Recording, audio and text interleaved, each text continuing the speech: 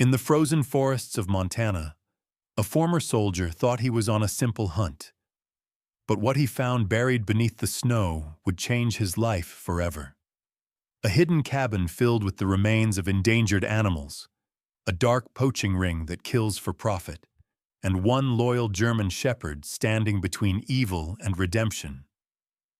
As the storm rages, faith is tested, courage is reborn, and a miracle begins to unfold. If you believe miracles still exist, don't scroll away, hit subscribe, share, and comment Amen to help spread this story of hope, faith, and God's grace. May the Lord bless everyone watching. The wind swept through the frozen pines of northern Montana, carrying with it the sharp scent of pine sap and distant snow. The sun was pale, barely breaking through the mist that clung to the mountain ridge like a ghost refusing to leave. The small town of Elk Ridge lay miles behind, its smoke from chimneys barely visible through the valley haze. Out here, the silence was heavy, broken only by the crunch of boots on frozen ground and the soft panting of a dog. Ethan Cole, a man in his early 40s, trudged along the snow-laced path with a hunting rifle slung over his shoulder. His face was weathered from years under the sun and wind, carrying the quiet strength of someone who had seen too much and spoken too little. A light beard covered his square jaw, streaked with gray like the frost that dusted his hair. Once a soldier deployed in Afghanistan, Ethan carried a stillness that came only from loss. His brother had never made it back from the same war. That wound never healed, only buried itself deeper beneath layers of solitude and forest silence. Walking a few steps ahead was Ranger, his loyal German shepherd, 5 years old, coat black and tan with a faint silver sheen along his back. His amber eyes glimmered with alert intelligence, scanning every sound in the forest. Ranger had been trained as a K-9 service dog before Ethan adopted him from a veteran rescue center. Since then, the two had become inseparable, man and dog bound by shared discipline, loyalty, and the quiet understanding that neither truly slept without the other nearby.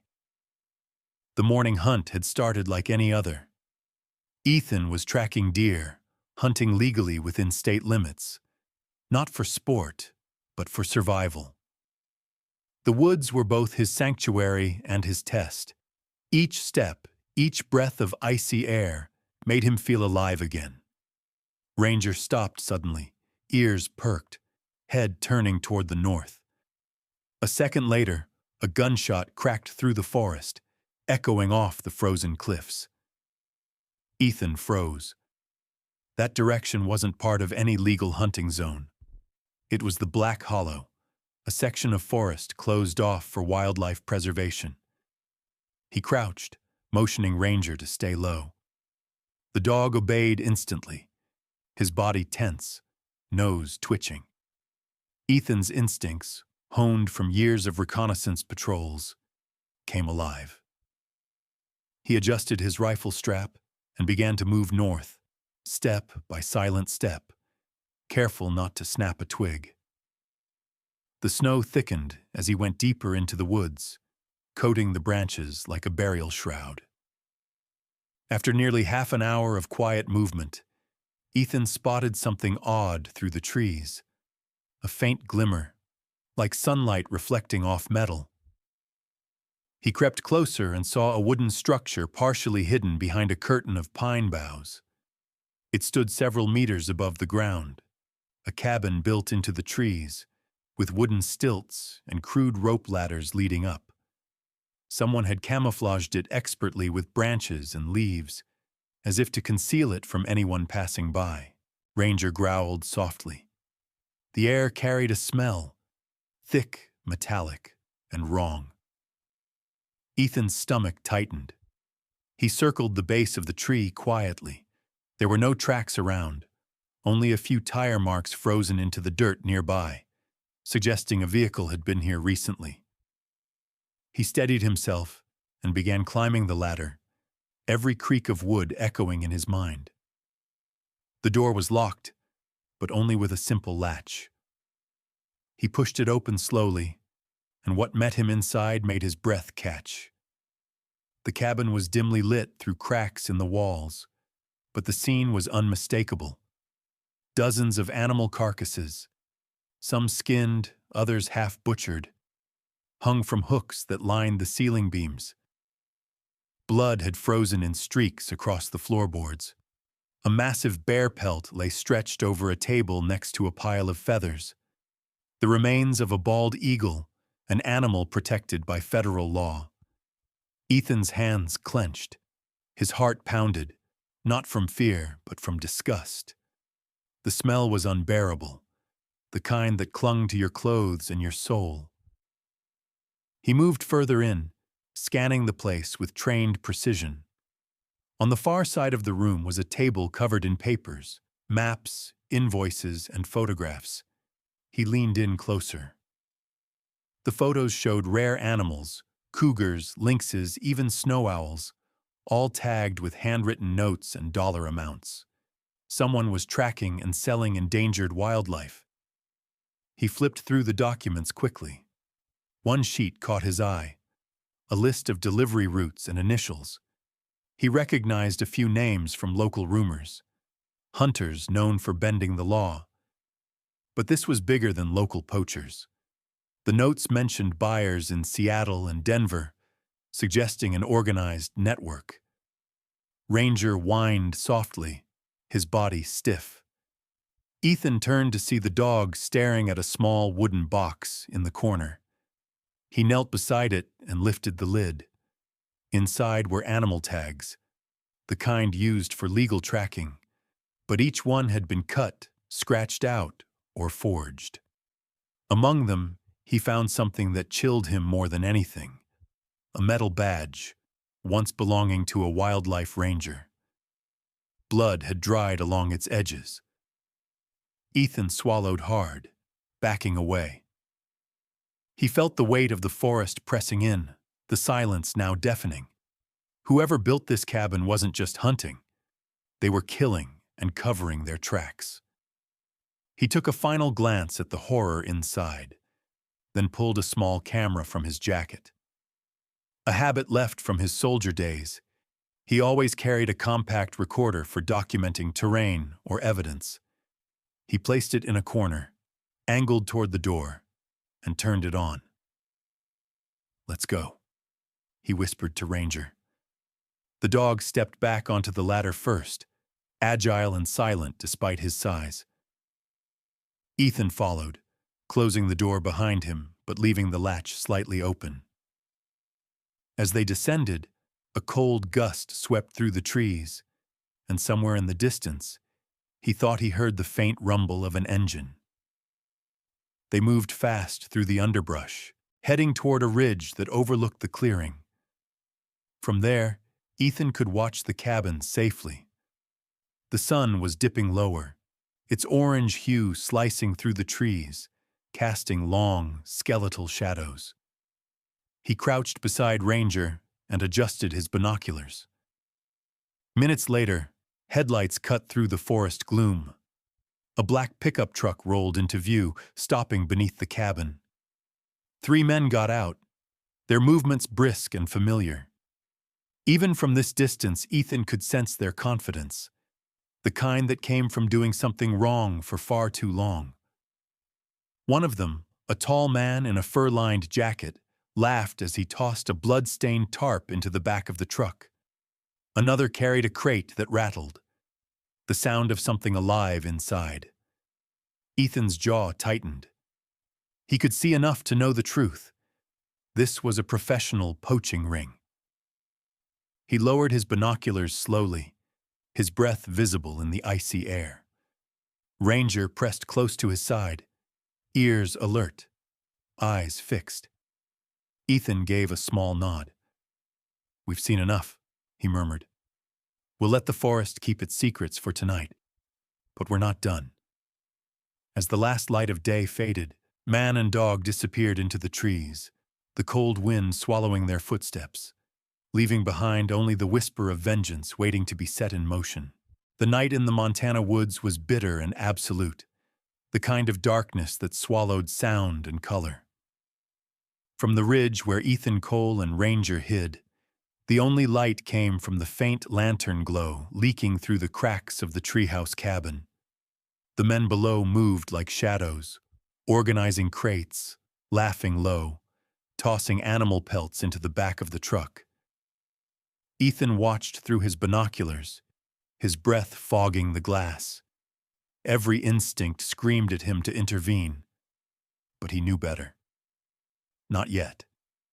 He needed proof. Faces, license plates, names. Ranger lay flat beside him, body tense, his golden eyes following every movement below. When the men finally drove away, the forest returned to its quiet. Ethan waited another 10 minutes before rising. "Come on, boy," he whispered. "We're going back." Ranger followed close, his paws making no sound on the snow. They reached the cabin again, the smell even worse now that the cold couldn't mask the stench. Ethan climbed up carefully, retrieving the small hidden camera he had planted earlier. The red light still blinked. Recording had continued for hours. He pocketed it and began searching the desk again, scanning for anything that could expose this ring. Among the maps and invoices, he found something new, a hand-drawn map marked Drop Point E. A small note scribbled beside it read, "Friday 10 p.m., Route 93 checkpoint." Ethan's heart beat faster. That was only 2 nights away. He knew that stretch of road well. It led straight to an abandoned ranger outpost near the river. It was remote, the perfect place for smugglers. He gathered the documents, folded them into his jacket, and turned to leave. Ranger suddenly growled, a deep, low rumble that came from his chest. Ethan froze. Outside, faint crunching of boots in the snow approached. He quickly killed the lantern flame and crouched near the window. Through the slits, he saw a flashlight beam moving erratically through the trees. Someone else was coming. Moments later, a voice called out softly, "Hello? Is anyone there?" It wasn't one of the men from before. The tone was cautious, not threatening.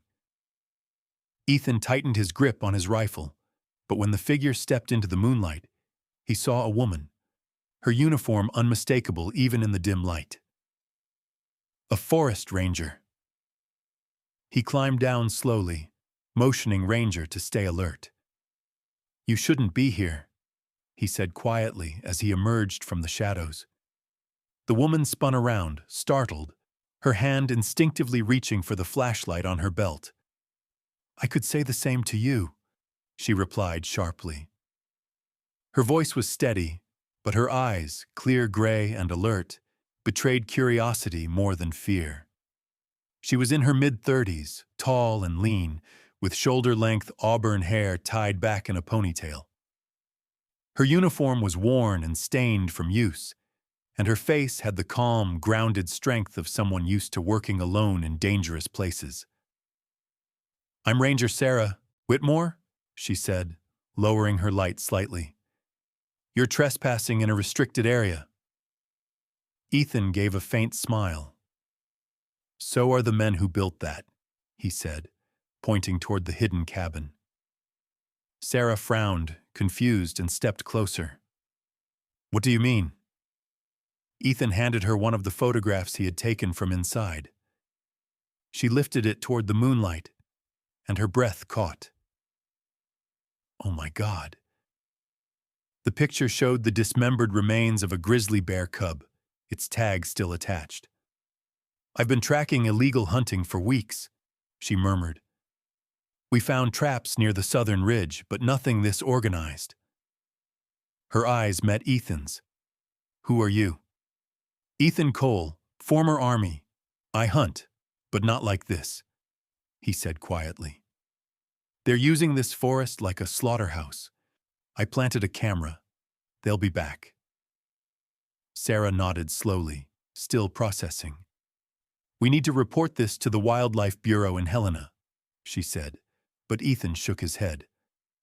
"By the time a report reaches them, these people will be gone. I found a map. There's a drop scheduled near Route 93 in 2 nights. We catch them there. We can stop it for good." Sarah hesitated. "You're talking about confronting armed smugglers without backup." Ethan's voice was calm but firm. "You know as well as I do that bureaucracy moves slower than a glacier. You want justice? We go now." For a long moment, only the wind answered. Then Sarah exhaled, her breath clouding the air. "Fine," she said. "But if we do this, we do it my way. I know the terrain better than anyone. And you—" She eyed Ranger, who stood perfectly still beside Ethan. "Keep your dog close. I don't want anyone getting hurt." Ethan gave a short nod. "He's better trained than most men I served with." They spent the next hour securing evidence. Sarah photographed every document and body in the cabin, her hands shaking as she worked. The weight of what they had uncovered pressed on both of them. As dawn began to break, she turned to Ethan. "If this is as big as it looks, there might be people higher up involved, maybe even someone from the department." Ethan frowned. "You think someone's protecting them?" Sarah looked away toward the horizon. "I've seen requests for patrol reduction near Black Hollow, signed by someone in the regional office. I didn't think much of it until now." The forest was quiet again, but the calm felt deceptive, like the air before a storm. Ethan pocketed the memory card from his camera, then glanced at Sarah. "Then we're both in danger." She met his eyes and nodded once. "Then we better move fast." As the sun pierced the treetops, the 2 figures and the loyal German shepherd vanished into the forest, heading toward the next fight neither could yet see coming. The forest came alive at night, not with birds or wind, but with whispers of men who didn't belong. Ethan Cole lay flat on the ridge beside Sarah Whitmore, his eyes fixed through the scope of his rifle. Below them, the treehouse cabin glowed under harsh beams of headlights. The black pickup truck had returned, and 3 men were unloading sacks that dripped dark stains onto the snow. Ranger, crouched silently next to Ethan, let out a low, warning growl, ears pricked forward. Ethan placed a hand on the dog's neck, signaling calm, though every muscle in his body was coiled tight. Through his binoculars, Ethan studied the men. The tallest one, clearly the leader, was Clint Rourke, a thick-built man in his late 40s, with a square face and a scar that cut across his right cheek like a white snake. He wore a fur-lined coat, his beard unkempt, his eyes small and calculating. Clint had once been a licensed trapper, banned after multiple violations. His reputation was built on violence. Rumors said he had killed a federal ranger in Wyoming years ago, but got away due to lack of evidence. The second man, Ray Crow Jensen, was lean and twitchy, his eyes constantly scanning the trees. Tattoos covered his neck, feathers and claws forming tribal patterns. He was the kind who followed orders but never asked questions, the type Ethan had seen too often in the army, men who needed a master to think for them. The third, Tommy Lee, was younger, maybe 25, wearing a black hoodie under a hunting vest. His face still carried the softness of youth, but fear lingered in his eyes, as if he already regretted every step he'd taken into this world. Sarah adjusted her binoculars, her breath controlled. "That's Rourke. I've seen his name in the reports," she whispered. "He's dangerous, Ethan." "I've seen worse," Ethan replied quietly, but his jaw was tight. He turned on the small recording device again, capturing the exchange below. The men laughed as they opened the crates, revealing rows of trapped animals, foxes, owls, even a lynx, still alive but barely moving. The sound of their whimpers echoed faintly in the cold air. Ethan's knuckles whitened around his scope. Beside him, Ranger shifted uneasily, tail stiff. Sarah exhaled slowly, her gray eyes dark with anger. "We can't just watch this," she said. Ethan hesitated. "We need evidence that'll hold up. Once we step in, there's no turning back." But fate decided for them. As Ethan adjusted the lens of his camera, a small glint of light reflected off the glass. Clint's head jerked up instantly. "What the hell was that?" he barked. Ray swung his flashlight toward the ridge. "Up there!" he shouted. In an instant, the men grabbed their rifles. Ethan cursed under his breath. "We're blown! Move!" He yanked Sarah by the arm as bullets tore through the trees. Bark exploded around them. Ranger sprinted ahead, leading the way down the slope. They darted between trees, snow crunching beneath their boots. Ethan's training kicked in. Short bursts of movement, low profile, no wasted motion. Sarah, though panting, kept up surprisingly well, her body lean and conditioned from years in the field.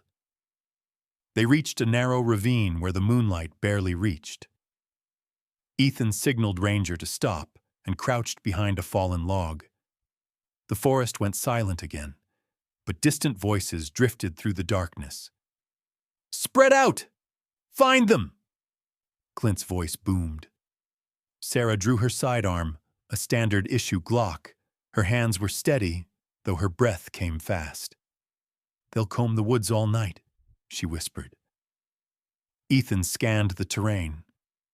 "There's an old ranger station about 2 miles east. We can hold out there till dawn." "Lead the way," she said, determination in her voice.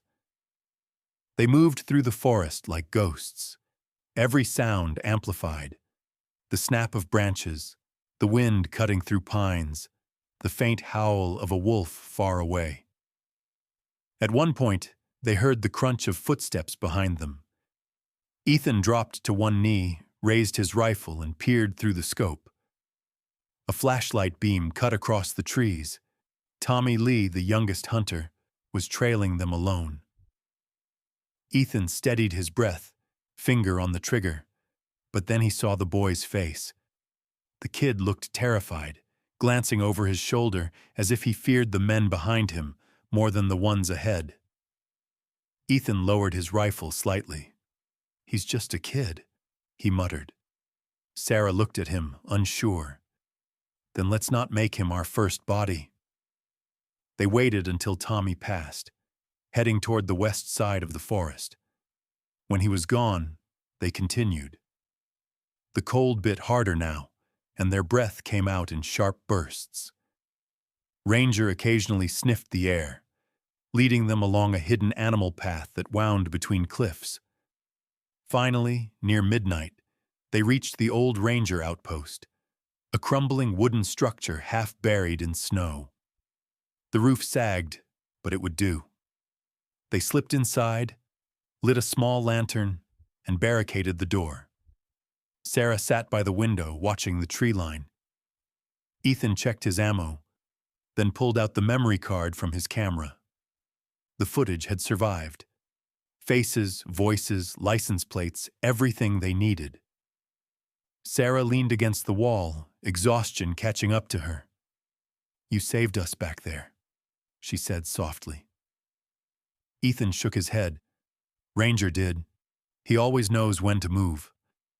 The dog looked up at his name, tail thumping once. Ethan scratched behind his ears, his expression softening for the first time that night. Outside, the snow began to fall again, blanketing the blood and footprints left behind. But Ethan knew the hunters weren't far. They wouldn't stop until they silenced whoever had seen too much. He looked at Sarah and said quietly, "Tomorrow, we hit that drop point before they do." She nodded. Then let's make sure this forest remembers who the real predators are. By dawn, the forest was a sea of white. Snow fell thick and fast, erasing footprints and sound alike. The storm had rolled in faster than either Ethan or Sarah anticipated, swallowing the mountains in blinding flurries.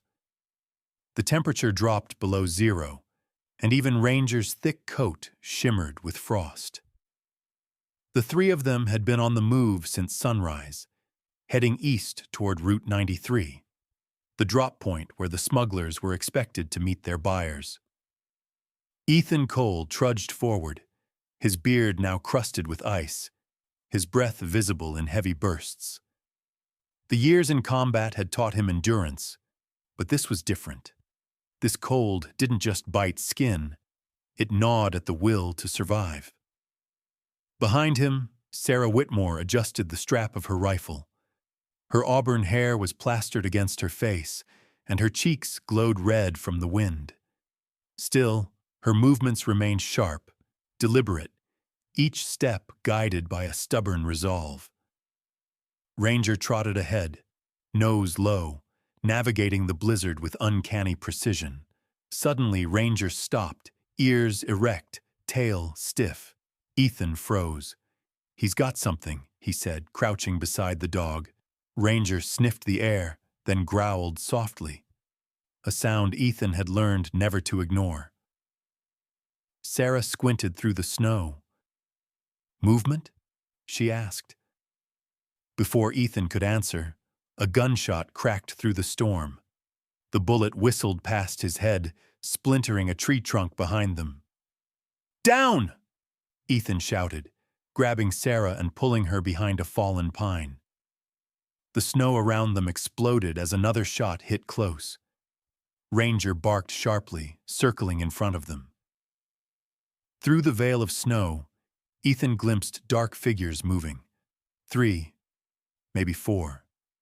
The hunters had found them again. "Move!" he hissed, and the 3 dashed toward the cover of a nearby ravine. The ground sloped downward, slick with ice. Sarah slipped once, catching herself on a root. Ethan turned, firing a quick shot behind them. The sound was swallowed by the wind, but one of the figures ducked. They reached the bottom of the ravine, gasping. Ranger pressed close to Ethan's leg, his fur bristling. "They're closing in," Sarah said, scanning the ridge. Ethan nodded grimly. "We'll never outrun them in this storm." He pointed toward a jagged formation ahead, a dark opening barely visible beneath the ice. "Cave. We make our stand there." They sprinted toward it, the blizzard screaming around them. Inside, the air was bitterly cold, but still. Ethan quickly set up position near the entrance, covering their flank.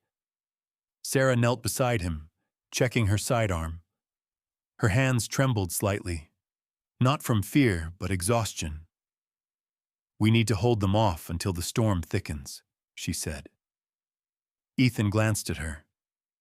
"Once the visibility drops, we move out the back."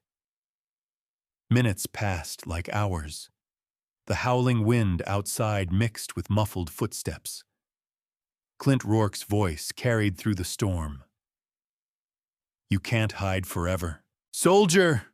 he shouted, his tone mocking. "You should have stayed out of this." Ethan didn't answer. He looked at Ranger, who crouched low, muscles taut. When a shadow appeared near the cave mouth, Ethan fired once, clean, precise. A cry of pain followed, echoing into the storm. Then chaos. Gunfire erupted from outside, bullets sparking against the rocks. Sarah pressed herself flat, returning fire with measured bursts. Ranger lunged forward, teeth flashing as one of the hunters tried to enter. The man screamed as the dog dragged him down, the struggle brief and brutal. When it was over, 2 men lay still in the snow outside. Only Clint and Ray remained. The storm grew wilder, visibility nearly gone. Ethan looked at Sarah. "Time to go." She nodded, breathless. They slipped out through a narrow fissure at the back of the cave, Ranger leading them. The path twisted upward toward the ridge, but Clint wasn't far. His voice roared behind them, carried by the wind. "You think you can just walk away?" His gun barked again, this time hitting the rock near Sarah's shoulder, sending shards flying. Ethan turned and fired back, forcing Clint to duck. They climbed until they reached a frozen clearing overlooking the valley.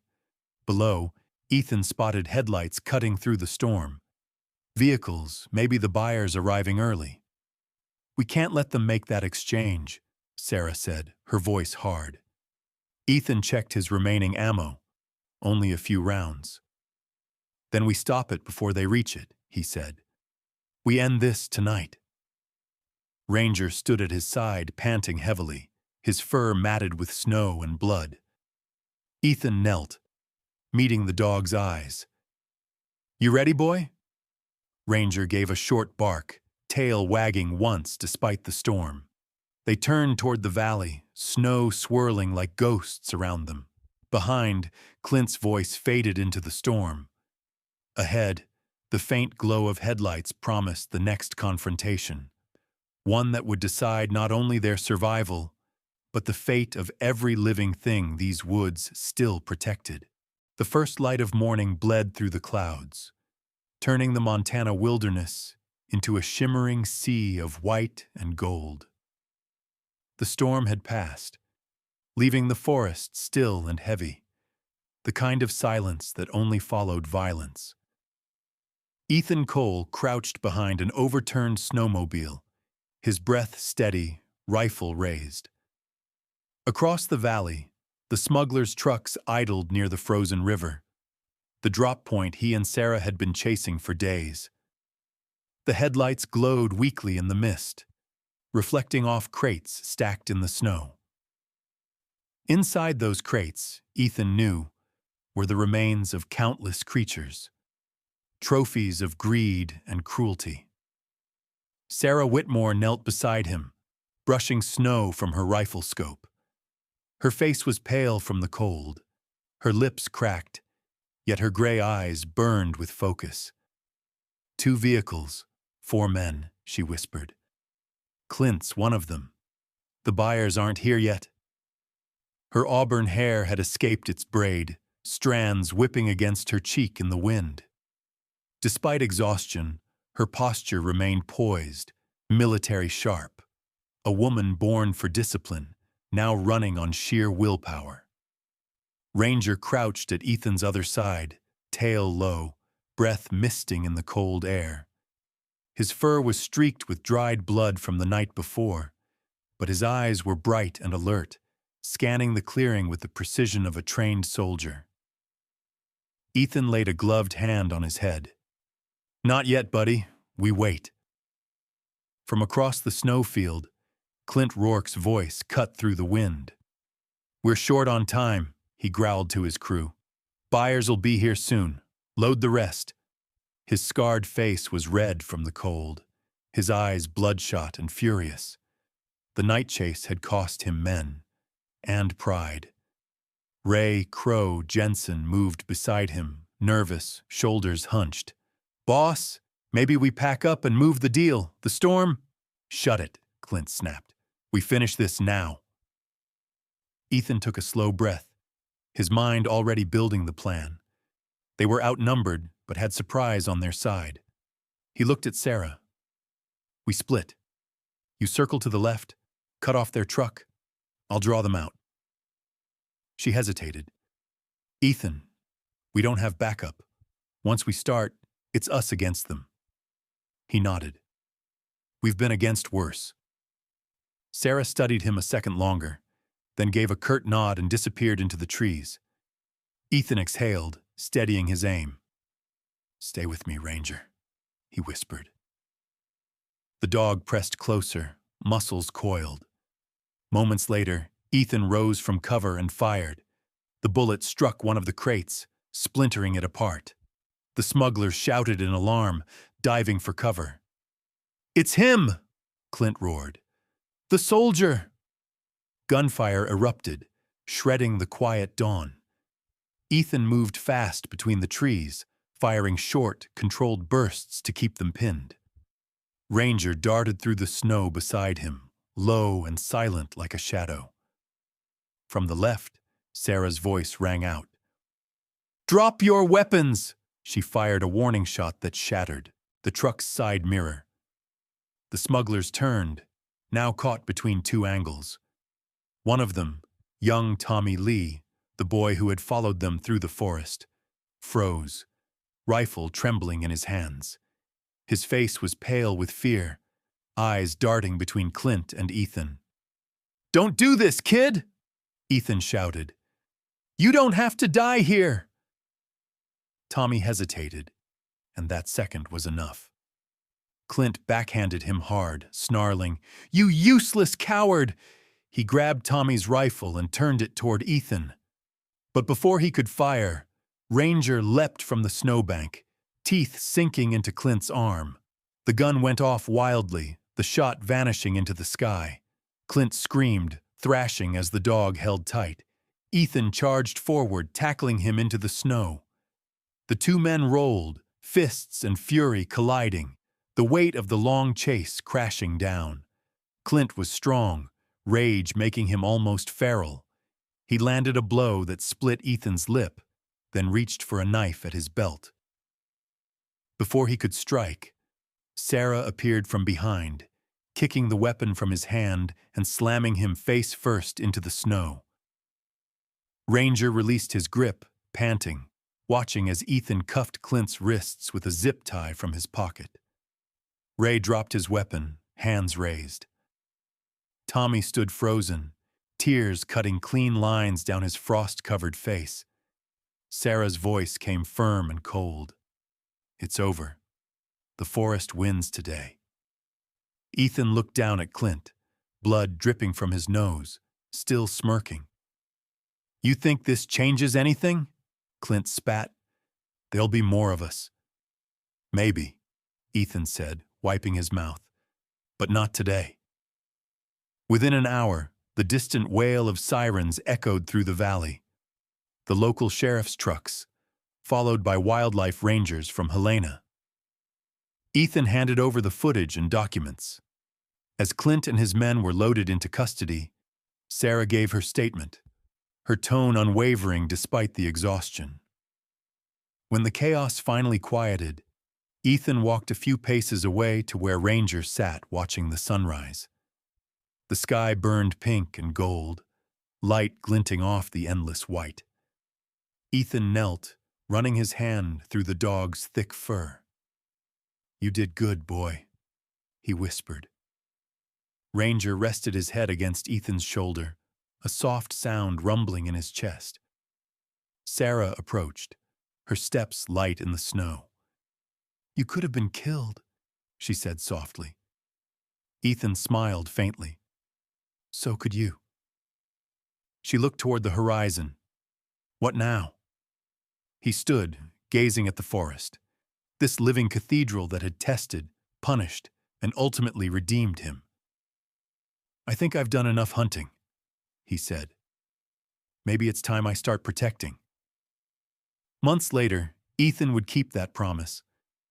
On the outskirts of Elk Ridge, an old ranger outpost would become Haven's Edge, a wildlife rescue and rehabilitation center run by veterans, a place where soldiers like him could find peace while saving the creatures they once hunted. And every morning, when the sun rose over the snowy trees, Ranger would be there by his side, a silent guardian of both man and nature. Sometimes courage isn't in pulling the trigger. It's in knowing when to stop and protect what's left alive. Sometimes God's miracles don't arrive in the form of thunder or lightning. They come quietly, like the first light after a storm, or the loyal eyes of a dog that never gives up on you. Ethan thought he had seen the worst of humanity: war, greed, cruelty. Yet in the frozen silence of Montana's forests, he witnessed something divine: the rebirth of compassion. Through Ranger's courage and Sarah's faith, he realized that God doesn't just work through prayers. He works through people who choose to protect what he created. In our everyday lives, we often rush past the simple miracles. A sunrise after a long night, a kind gesture from a stranger, or the loyal heart of a friend who stands by us when the world turns cold. Maybe God's message isn't always spoken in words. Maybe it's whispered through the courage to do what's right, even when no one is watching. If this story touched your heart, take a moment to pause and thank God for the quiet blessings in your life, for the love, loyalty, and second chances that surround you every day. May God bless everyone watching this video. If you believe there are still miracles in this world, share this story so others can feel it too. Comment below what this story means to you. Like the video to spread the message of faith and compassion. Subscribe to the channel to join our community of hearts that still believe in kindness, hope, and God's grace. Because sometimes, the greatest miracle is not what God gives us, but what He awakens inside us.